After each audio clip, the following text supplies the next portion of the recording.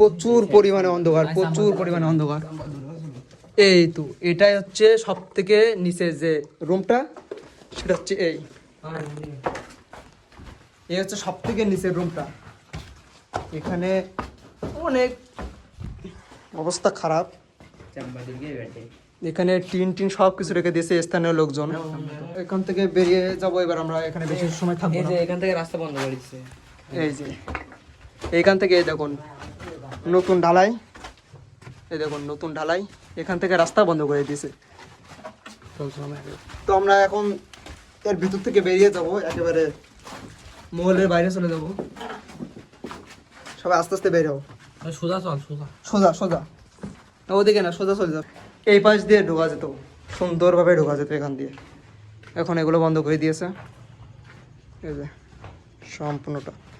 ওই যে পুকুরটার কথা আমি প্রথমে বলছিলাম, সেই পুকুরটা ওই যে সামনে আছে। এখানে তো আমি আইছি, এখানে আমার অনেক ভালো লাগতেছে। আমি তো এর আগে অনেকবার আইছি, কিন্তু কখনো ভিডিও করা হয় নাই। তো আমার সাথে যারা আছে তাদের কেমন লাগতেছে এটা শোনার বিষয়। তো প্রথমে আমি তামিমের কাছে শুনবো যে তামিম কেমন লাগতেছে এখানে। অনেক কষ্ট হয়েছে আসতে, কিন্তু আসার পরে মনে হচ্ছে কষ্ট কিছুই না, খুব ভালো লাগছে। জায়গাটা নির্জম, বাতাস আসছে ফুরফুর করে, খুব ভালোই লাগছে। তো তামিমের কাছে অনেক ভালো লাগছে। এখন আমাদের সাথে আরো একটি তামিম আছে, তার কাছে আমি শুনবো যে তার কাছে কেমন লাগতেছে। তামিম, সত্যি বলতে জায়গাটার বিষয়ে কিছু বলার নেই, জায়গাটা আমার কাছে খুব ভালো লাগছে। জীবনে আমি প্রথমবার আইছি, জায়গাটার বিষয়ে আর কিছু বলার নেই, আপনারা শুধু ভিডিও দেখতে থাকুন। তানভীর, তোমার কাছে কেমন লাগতেছে?